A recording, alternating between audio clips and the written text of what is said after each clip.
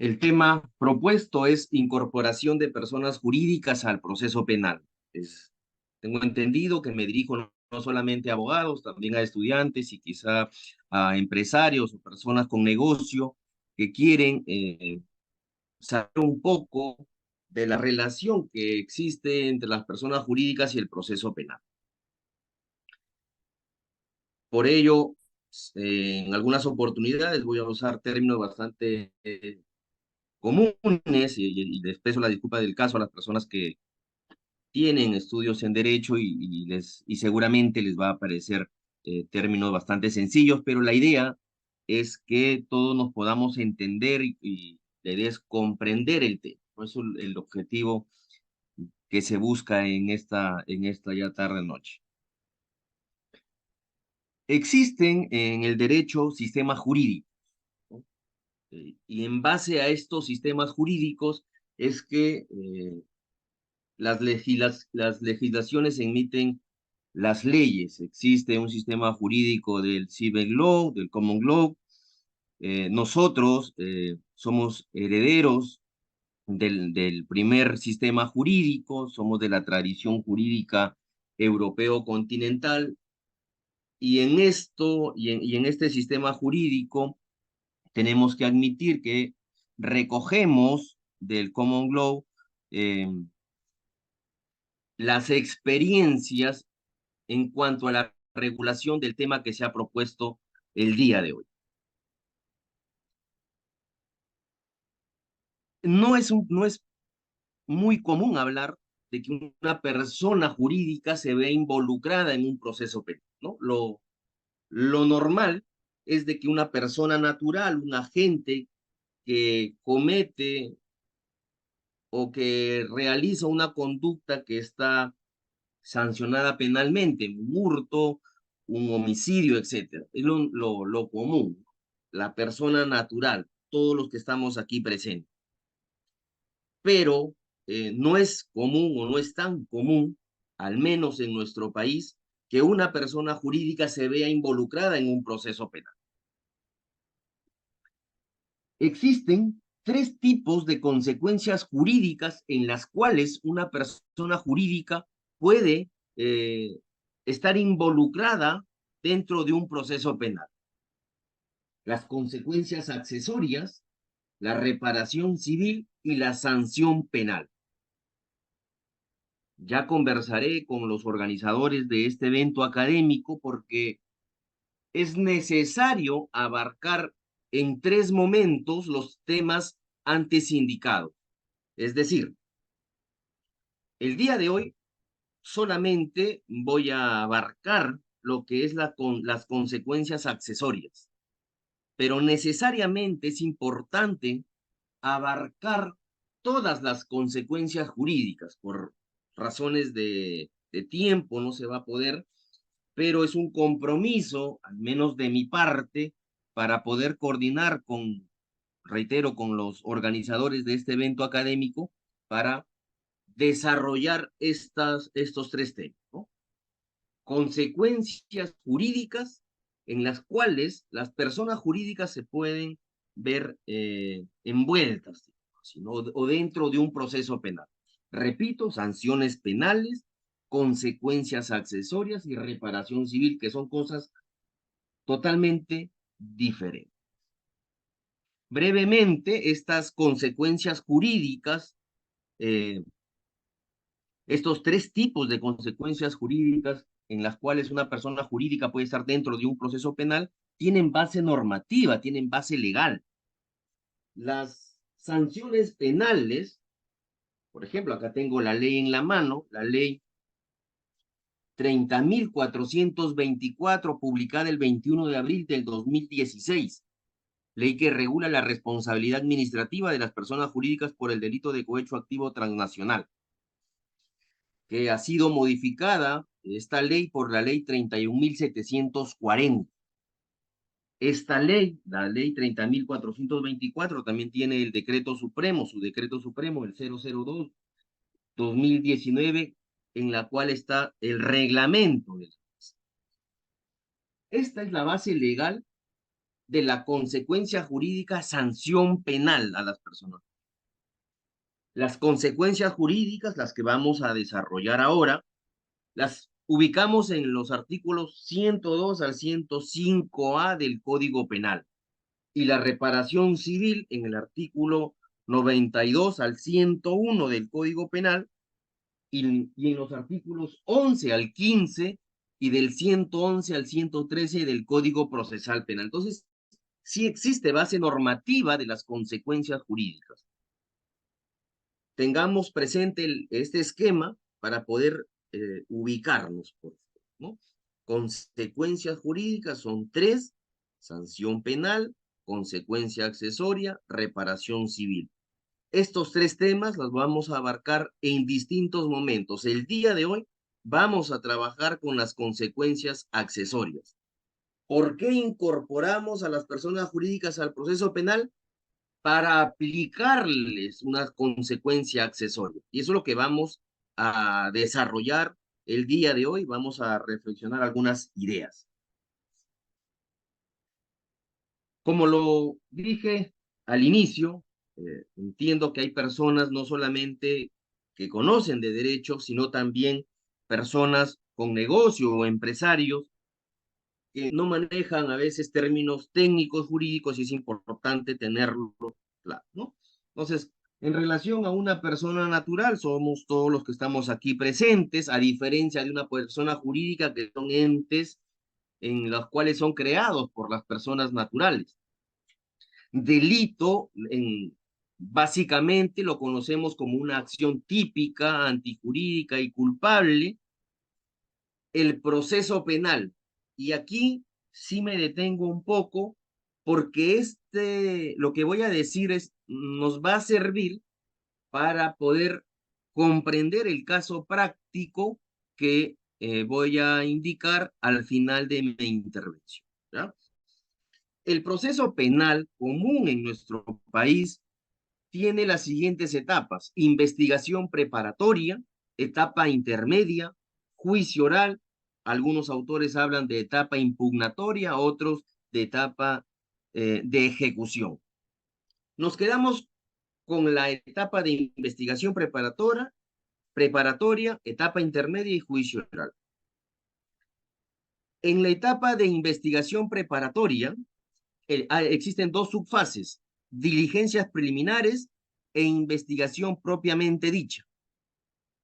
En la investigación, cuando el fiscal llega a la conclusión de que una persona ha cometido delito, presentará su requerimiento acusatorio y si se convence de que no existe delito, presentará su requerimiento de sobreseimiento y se abre la puerta a la etapa intermedia. Y luego, ya en el juicio oral, es donde se va a determinar una responsabilidad penal. Pido centrarnos en la investigación preparatoria. Como ya lo mencioné, hay dos subfases: las diligencias preliminares, que tiene un plazo de 120 días como máximo, de acuerdo a la casación 02-2008, La Libertad, entre otras casaciones, y la investigación propiamente dicha, que tiene un plazo de 120 días, prorrogable 60 días más. ¿Por qué pido detenerme aquí? Cuando el fiscal, luego de realizar los actos urgentes de las diligencias preliminares, si considera de que existen elementos de convicción para continuar con la investigación, formaliza, emite una disposición de formalización y continuación de la investigación preparatoria. Y esta disposición la comunica al juez de investigación preparatoria. Luego, determinada esta subfase de formalización propiamente dicha, emite otra disposición de conclusión de la investigación preparatoria. Esto es importante tenerlo en cuenta porque nos va a servir entender la oportunidad que tiene el fiscal para incorporar a una persona jurídica al proceso penal, ¿ya? Por eso me he detenido en ello. Bien, ahora ya entrando al, al tema propuesto, mencioné de que hoy solamente vamos a desarrollar la consecuencia jurídica de las que son las consecuencias accesorias. Vamos a hablar sobre cuestiones generales, su función, su fundamento. Vamos a hablar sobre su naturaleza jurídica, los criterios de aplicación de las consecuencias accesorias, la determinación de las consecuencias accesorias, los actos procesales, y aquí el tema central que es la incorporación al proceso penal. La pregunta que nos tenemos que formular es ¿por qué incorporamos a una persona jurídica al proceso penal? Y es justamente para la aplicación de la consecuencia accesoria.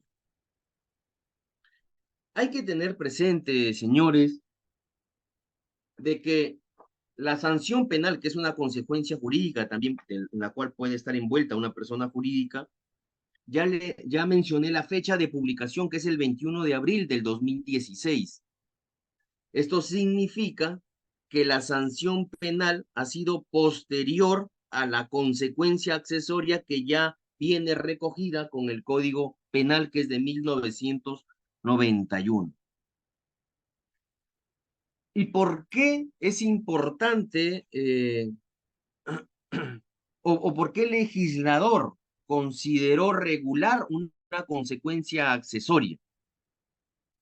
Y esto principalmente ha sido porque las conductas ilícitas realizadas por miembros individuales de las personas jurídicas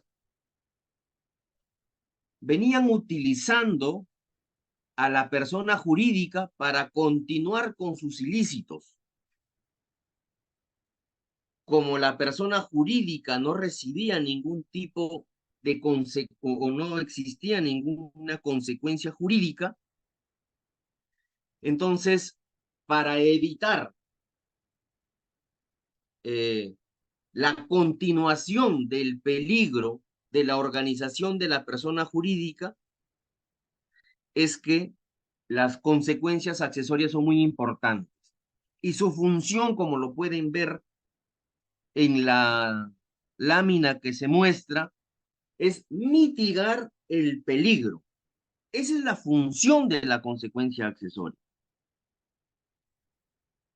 Se señala o se dice que antes de la regulación o cuando no se tenía muy claro este tema de las consecuencias accesorias, muchas veces las personas jurídicas venían siendo utilizadas para la continuación de los ilícitos.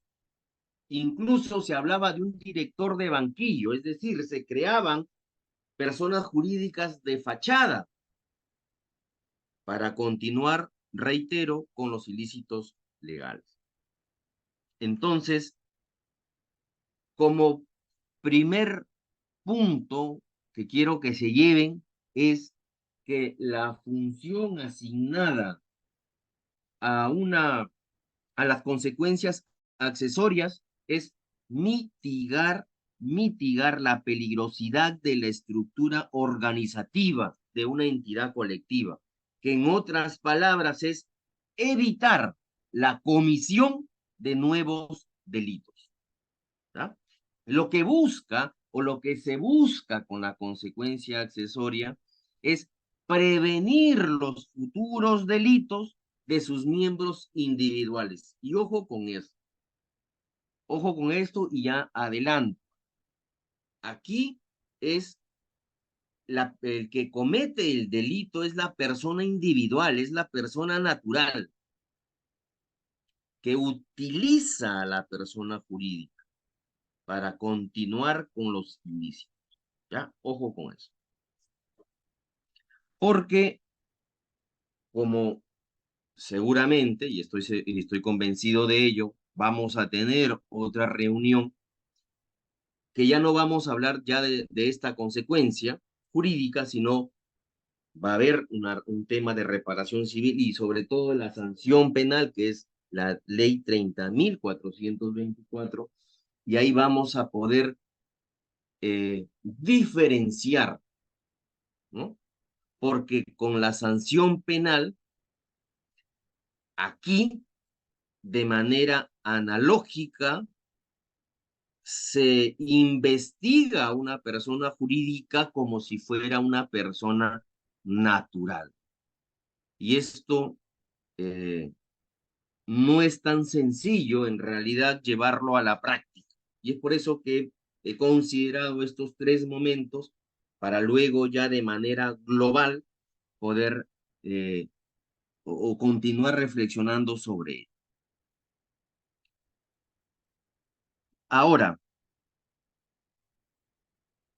en la ley 30.424, en la modificatoria, que es la ley 31.740, en el artículo 1, en la parte final señala el régimen, lo leo textualmente, tengo la ley a la mano, de consecuencias accesorias previsto en el Código Penal se aplica a las personas jurídicas involucradas en los delitos no comprendidos en el presente artículo. ¿Ya? Esto nos lleva a, a indicar o a sostener que las consecuencias accesorias van a aplicarse cuando se cometa un delito no indicado en la ley de responsabilidad administrativa de la persona jurídica, de que por sí ya, como se indica en la doctrina, es un fraude de etiquetas, porque en realidad no sería responsabilidad administrativa, sino es responsabilidad penal. ¿Y qué delitos se mencionan acá? Los artículos 199 y 226, la ley de los delitos aduaneros, la ley penal tributaria, entre otros. ¿Ah?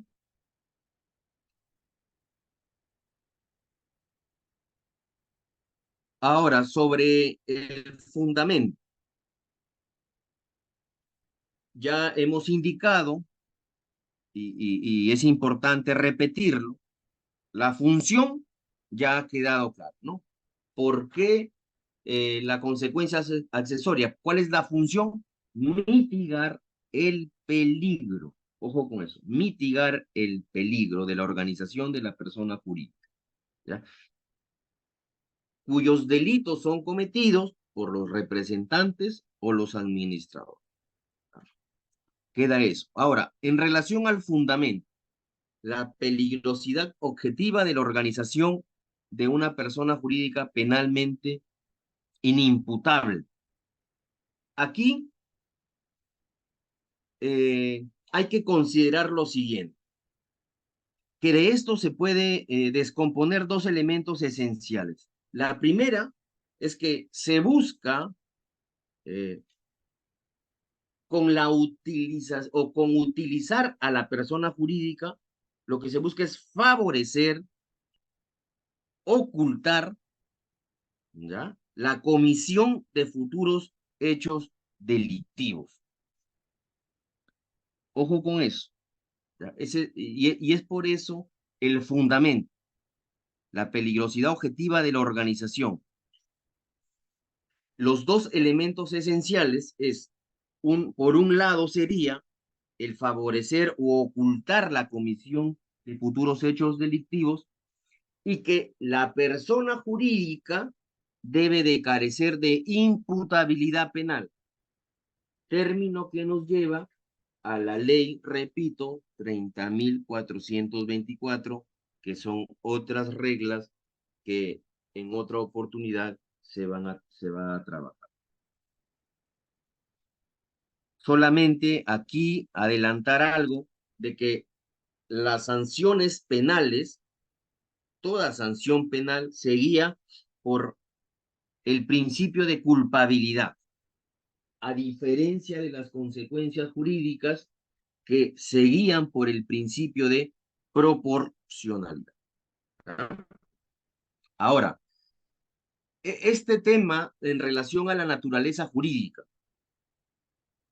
es decir, las consecuencias accesorias, ¿dónde las ubicamos? En el Código Penal. Y esto nos puede llevar inmediatamente a sostener de que su naturaleza jurídica es penal, ¿no?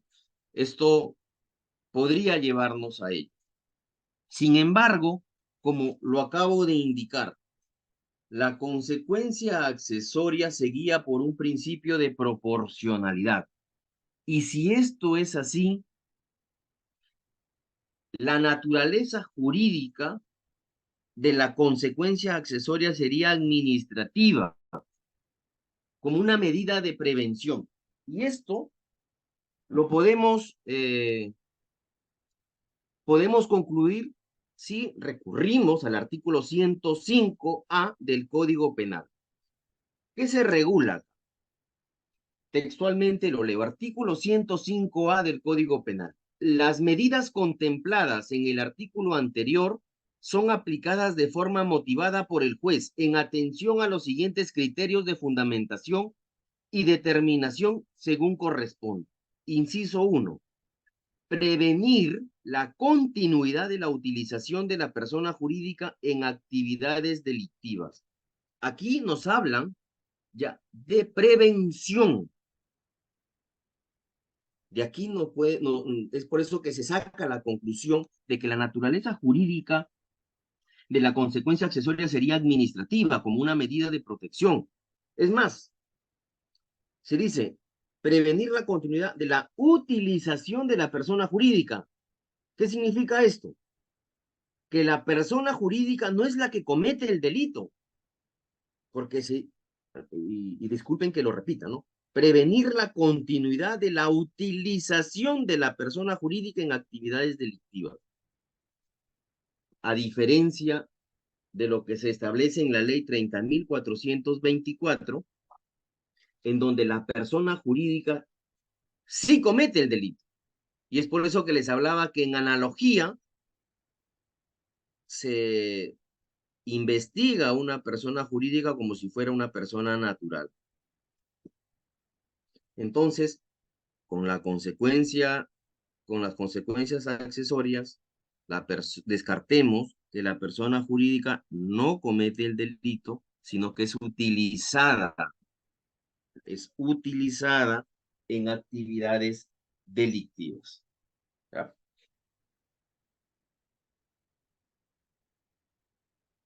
Entonces, nos quedamos con la naturaleza jurídica, perdón, me cayó el código. Nos quedamos que la naturaleza jurídica de las consecuencias accesorias es administrativa, son medidas preventivas de carácter administrativo.